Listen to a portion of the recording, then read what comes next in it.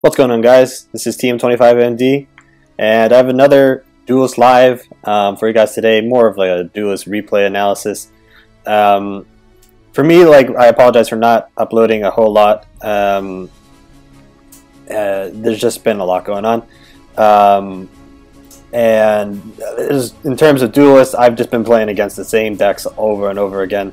And what I mean by that would just be a Wanderer list, whether it be Riva, Ragnora, even Brom. I've seen a couple Broms, but mainly Riva and Ragnora.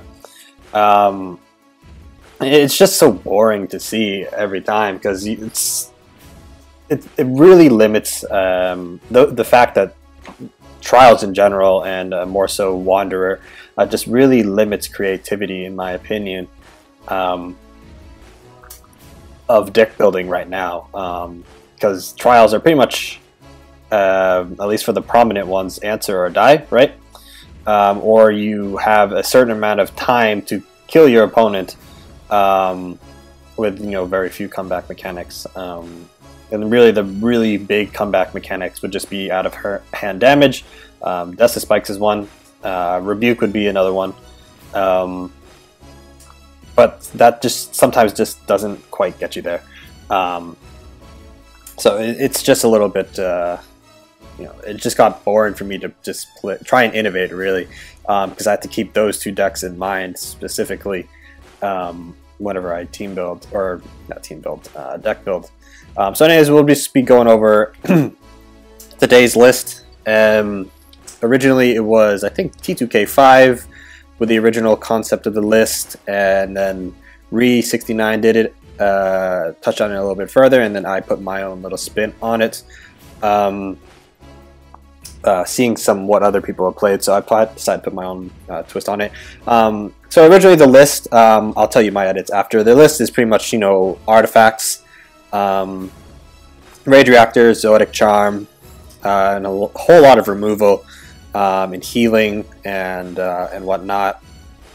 The original list had Adjudicators and I think Iridium Scale, to try and combo well with these artifacts here, right? Especially with Rage Reactor, you equip that with Iridium Scale. Your general has usually 3 attack if you didn't play like Voss Brutality, so at minimum 3 attack, clear what's around you, and you get a bunch of eggs, and you happen to have Zodiac Charm at the time. They all have Force Field, so you're in a pretty good position there, but that's a very situational occurrence. So for my edits, I added in one more Greater Fortitude. The deck only called for 2.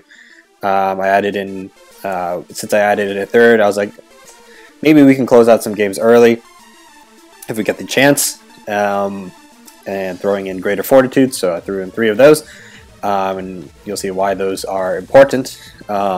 It's pretty obvious, but in a control list, it's not always good to keep those Greater Fortitudes in hand, from your starting hand, since we're looking to control the board all the way through, 6, 7, 8 mana. So usually you just replace for this, once the end game is upon us. So 3 rebukes. Can't stress how important this is. Just deals very well against Wanderer. They flash out a Wanderer, you have the answer right then and there, because it's a 7/5. Even if it wasn't a 7/5, it was 7/7. It just cleared it, no problem. So pretty good. You can even get some fancy lethals with Mythron, War Beast, and Homeostatic Rebuke. There was one game my opponent tried to body block because he didn't have an answer for Mythron. I was able to clear it, hit, and then play Rebuke, and since it attacks itself, that means the Frenzy hits as well, so that's potentially 8 damage, plus the extra 4 that you did the last turn. So, and you can even buff this with Greater Fortitude, making it a 6 damage AoE, which will pretty much clear anything that's been played. Very few things can survive 6 damage. So, 3 Extinction Event. Since we have very limited draw, the only real draw we have in the deck is Bloodbound Mentor. Oh, the original list did call for Embryonic Insight, which is nice, but I feel like with careful replaces and careful hand management, you should be okay, since you're really only playing like 1 card a turn, right?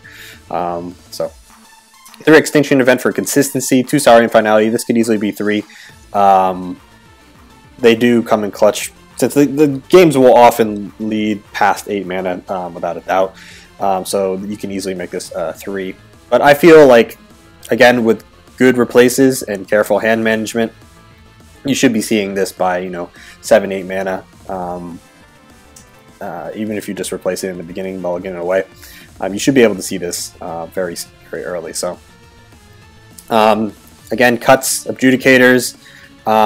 Since I did add in Mentor, it makes me consider Cryptographer, but I don't really see how I can really squeeze that in there. And plus, the early game Cryptographer is, though nice, I don't think it's really game winning. Since we're looking to, you know, win around, you know, 7, 8, 9 mana with, you know, a lot of chip damage and controlling the board. So that's why I didn't really put Cryptographer in there. But Mentor is, you know, all around a great card. You can't go wrong with this in pretty much any deck you make. So we'll just go over some replays. I did ladder with this from not S rank 1, rank 1, and then I hit S rank at I think like 50 something, and just been winning with it. So this was the original version of the list, which had the Adjudicator, so I'll show that one.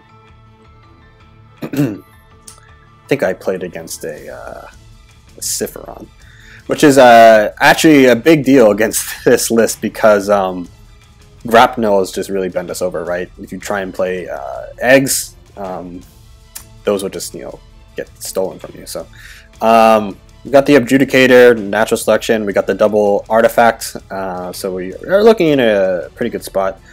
So my play is pretty simple. We can just Adjudicator. It doesn't feel like we're getting a whole lot of value, but we just deny this mana tile, and we are able to clear that. And we make this 1 mana, which is actually a little bit. Again, we got to be careful of our hand size, because if we do intend to play both of these artifacts next turn, we just might not like, you know, see it. We might just not see the cards we want, or have any combo pieces because we only have like 1 to 2 cards in hand. So I replaced Vast Brutality, even though it was reduced in cost. I just feel I didn't need to deal with it, so I'm just going to go hit first, and I think I equipped the Zoetic Charm, because if he wants to punch me, right, he's taking 3 damage and he's already down to 17. So if we get that combo, right, our Egg-Morph Greater Fortitude, that's 10 damage, and we're, you know, that much closer to, you know, getting him. But he's drawing all the golems in the world, and a second wish, which is kind of scary, especially on a Celebrant, right? It becomes a 3/6 that we can't touch. So I just play Propagate Rage, my Rage Reactor, stun that. Unfortunately, I will have to be going into, you know, top decking mode, and because I've been playing 2 cards pretty much every turn, so it's a little bit scary. But it's not the end of the world, right? We do have. I did want to play around Bullet of Air, so he can't clear both of these eggs, so I had to play this back here. But he has a Cumulonimbus, and that's going to clear my artifacts, but it's not going to clear all of my eggs, right? So he's only able to clear, I think, oh no, he has Kinematic Projection. He's able to clear 1 of them, which feels kind of bad, but could have been worse. It could have been Bone Swarm, right? But I have two eggs here, so I was like, I have 9 damage right here, plus another 4. That's 13. Math. And I was able to draw that, so 14 damage. We leave him at 1, and we're going to be surrounding him with a bunch of stuff. So again, playing around Bone Swarm, so I moved my my little Rippers over here. Maybe I could have moved my my Mycantor over here as well. That would have been a good play as well, to play around fully around Bone Swarm. But I didn't. So yeah, in retrospect, I probably should have put this Mycantor like right underneath these guys. So because he did have the Bone Swarm, and that clears that. and he doesn't have enough mana to deal with everything else. Because playing into Lost in the Desert really didn't really mean anything. He had 6 mana, and that would have cost 4 of the 6, leaving him with 2. So that means he wouldn't have been able to clear any of the eggs. So yeah.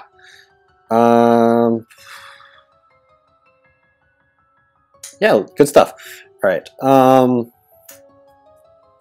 I guess the way to win that match was to pressure him early with a lot of damage, right?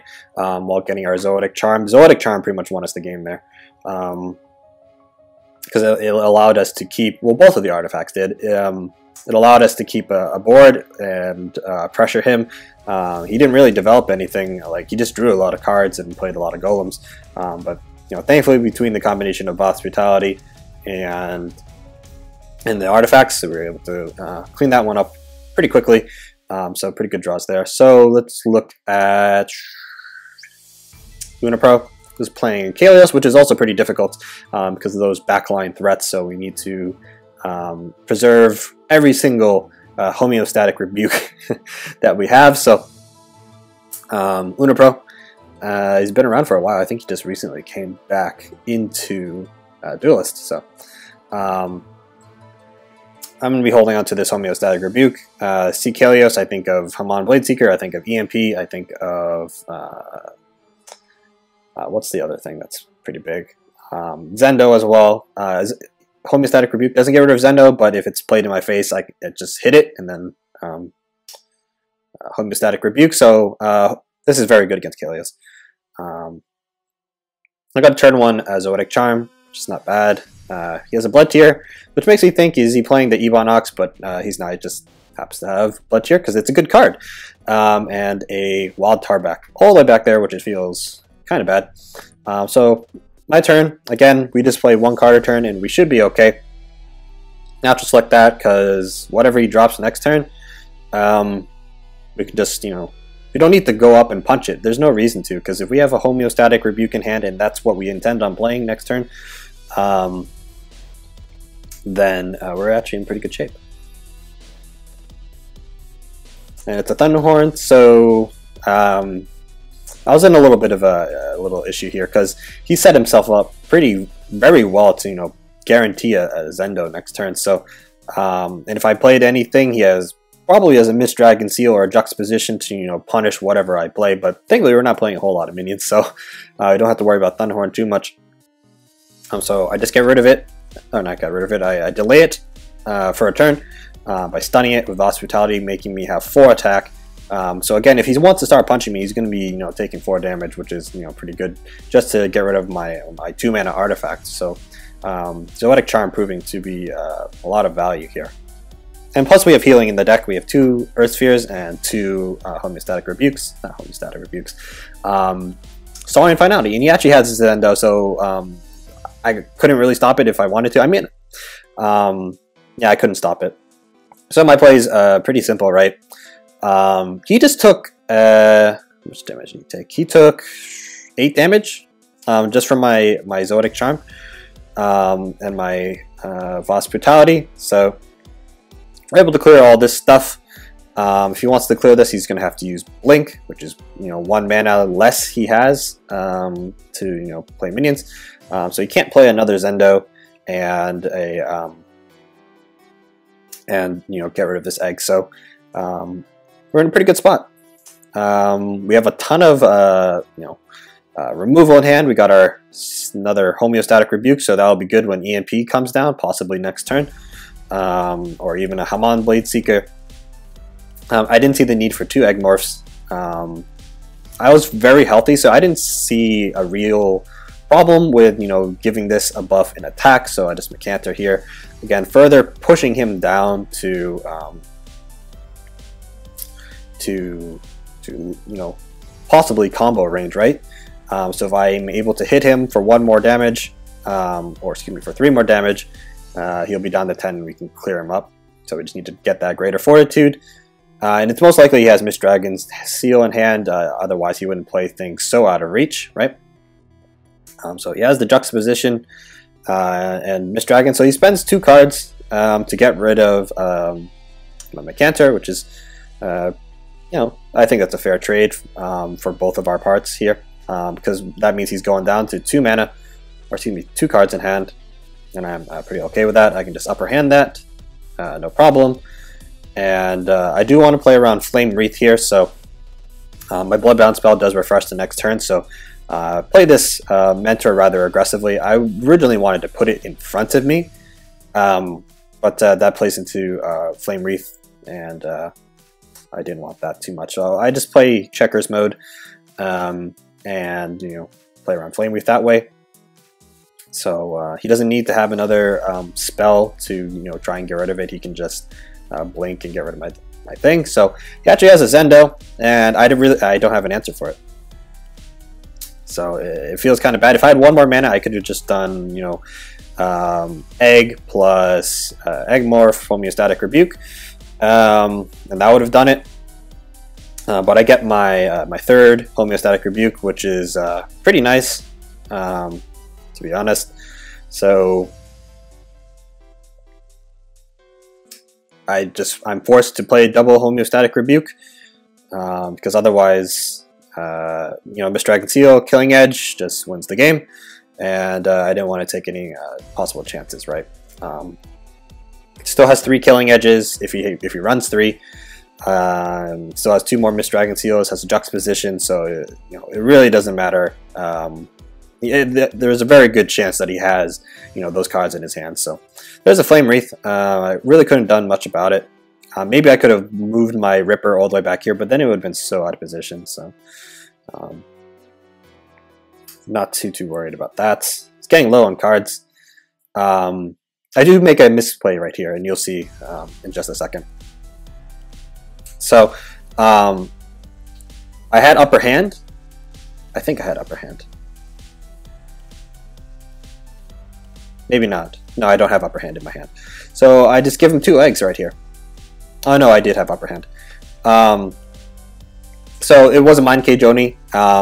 Regardless of what it was, the best play to cover all Sentinels was to play my Bloodbound spell first to make sure that he has 3 cards in his hand, and then play upper hand, right?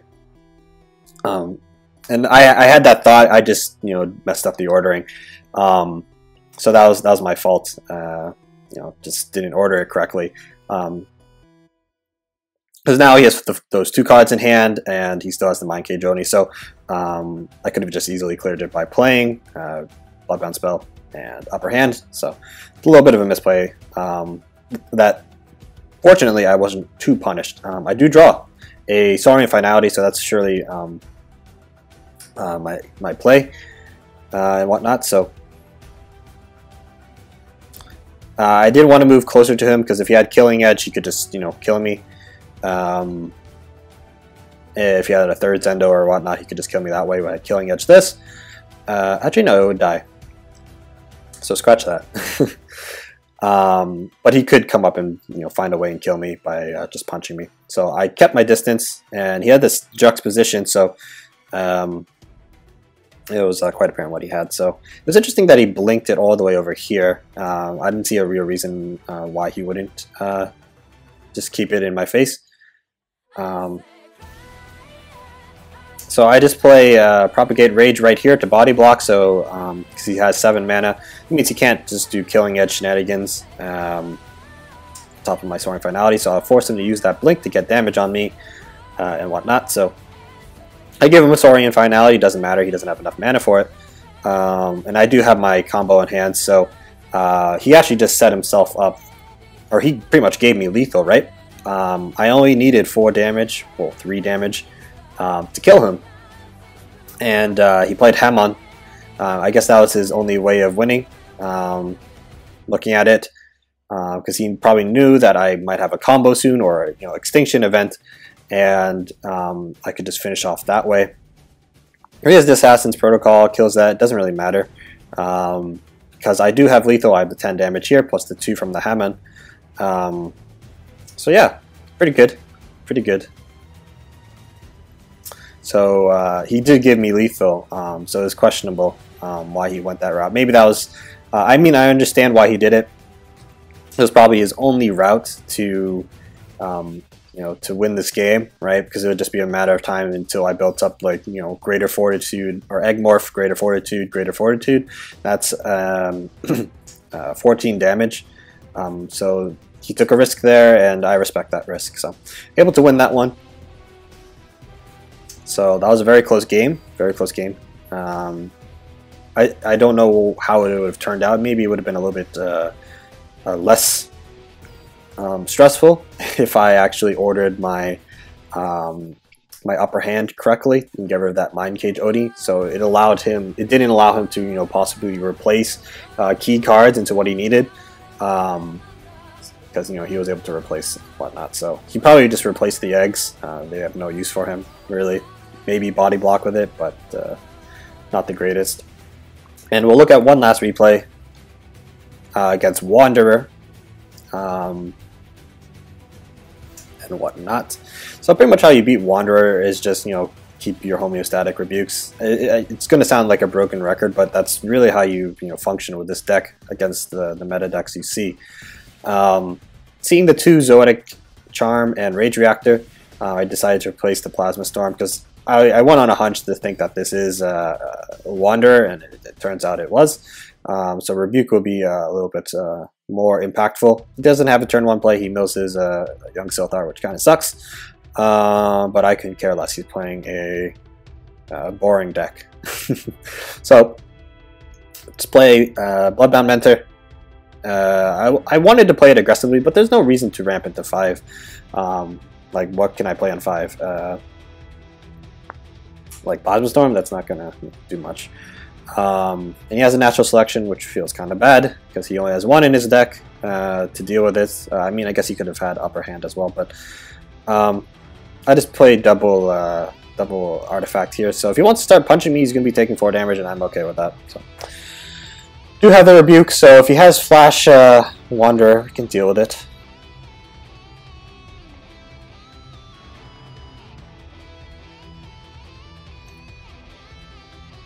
Speed it up a little bit. Yeah, he does have the Flash Wanderer because he's so skillful.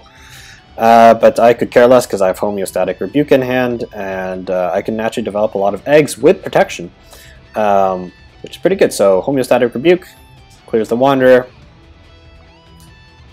I am able to develop 2 eggs as well, so pretty good. The reason why I didn't play it a little bit closer, so it plays around something like Naga. But this guy also draws Lava Slasher because he's good and clears this egg. I mean, he could have done it with like Blood Tear, but Blood Tear is less threatening. So kept the Greater Fortitude in hand and didn't replace it. Normally I would replace it, but since I had 2 eggs under Zoetic Charm, I figured I can just keep it and deal a lot of damage to him. Deal 10 to him because why not?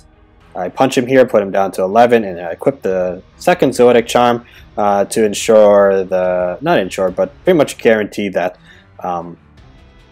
this egg will be here to stay. So he would need like an upper hand, Blood Tear Alchemist, Dancing Blades, whatever, to try and clear it. And if that's the case, we could just start punching him and hopefully kill him by top decking a Canter or just play Saurian Finality and go from there. So that's the list. This list does pretty well against Wanderer. Kalios, not so much. I think I just drew well, or I did draw well, drawing the 3 homeostatic rebukes.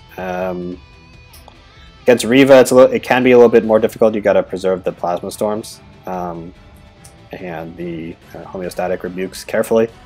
Otherwise, you could just get blown out. But otherwise, this deck's pretty solid. Looking on it now, I probably wouldn't add in the Cryptographers. It just seems like I would be cutting necessary cards or staple cards to the deck, and I just don't think that's the correct way to go about it. Wasn't really able to feature Extinction events, so maybe I can cut that down to 2 and maybe add in some more healing. Another consideration that I had. But all around, I think the deck's pretty good right now against what you see in the meta, right? Wanderer, Ragnora, Wanderer, Riva, Brome. Strategos Brome, Xerix as well, right? You know the Plasma Storms, the Rebukes, Upper Hands. Upper Hand is fantastic against things like Thunderhorn, especially like turn 2 Thunderhorn. You can deal with those right away. So yeah, that's the list, guys. Hope you guys enjoyed. I'll try and get some more Duelyst content out more frequently, so you guys can enjoy that, and as well as some Fire Emblem Heroes. So I hope you guys enjoy that as well. And yeah, guys, happy Tuesday, and I'll see you guys later. Bye, guys.